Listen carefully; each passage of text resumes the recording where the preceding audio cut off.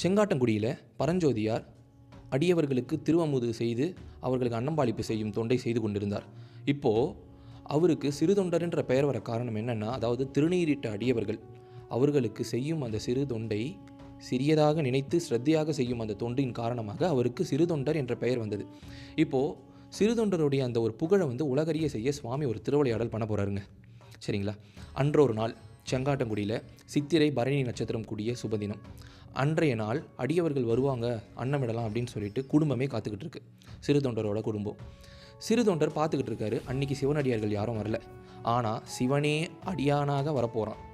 அது எப்படி வரப்போகிறாங்கிறத சொல்கிறேன் பாருங்கள். கைலாய் மலையில், அதாவது திருமலை அப்படின்னு சொல்லிட்டு சேக்கிடார் பெரிய புராணத்தில் சொல்லுவார். அந்த திருமலையில் சுவாமி நினச்சிட்டார், இன்னைக்கு சிறு தொண்டனை நான் உலகறிய செய்யணும் அப்படின்னு நினச்சிட்டு மாறுவேடம் பூண்டுறாருங்க. எப்படி வராருன்னா, காபாலிகனா உத்தராபதினா உத்தரம் அப்படின்னா வடக்குன்னு அர்த்தம்.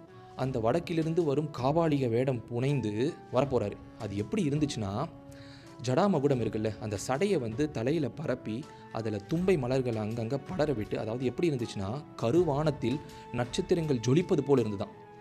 அதுக்கப்புறம் அந்த வெண்ணிற சந்திரன், பிறைச்சந்திரன், அதிலேயே ஒரு குட்டியான ஒரு பிறைச்சந்திரன் மாதிரி திலகத்தை வச்சுக்கிட்டு தன்னுடைய கண் முதல் இருக்கும்ல, நெற்றிக்கண், அந்த நெற்றிக்கண்ணை மறைப்பதற்கு அஞ்சனம் கண் மையை நல்லா பூசிக்கிட்டு, கண்ணில் மை பூசிக்கிட்டு, அதுக்கப்புறம் காதில் சங்க வெண்குழை, ரொம்ப அழகான சங்க வெண்குழை, அதில் செவ்வரத்த மலர் அப்படி பிரகாசிக்குதுங்களாங்க.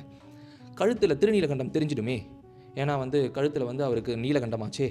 அதை மறைப்பதற்கு ஸ்படிக மாலை, வெண்ணில ஸ்படிக மாலையை சுற்றிக்கிட்டு அதுக்கப்புறம் பார்த்திங்கன்னா சன்ன வீரம்னு சொல்லுவாங்க, சங்கிலி. அந்த சங்கிலியை அப்படியே மார்பில் சைடில் போட்டுக்கிட்டு, அப்போது அன்றொரு நாள் பழைய காலத்தில் கரி உரியை அவர் உரித்து போர்த்திய அந்த காலம், அதாவது யானையுடைய தோலை உரித்த காலம். அந்த யானை தோலை, பழைய யானை தோலை தூசு தட்டி மேலே போர்த்திக்கிட்டு இடுப்பில் அரைநான், அந்த அரைநானை கட்டிக்கிட்டு கையில் வளையங்கள், எல்லா விதமான வளையங்களை போட்டுக்கிட்டு, காலில் தண்டை சதங்கையை போட்டுக்கிட்டு ஜல் ஜல் ஜல்லுன்னு இருக்குதான், அப்படியே பிரகாசிக்குதான்.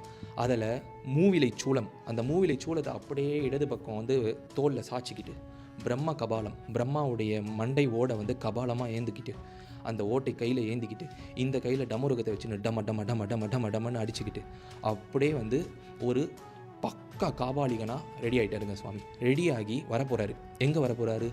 தமிழ்நாட்டில் இருக்கிற செங்காட்டங்குடிக்கு வரப்போகிறாரு.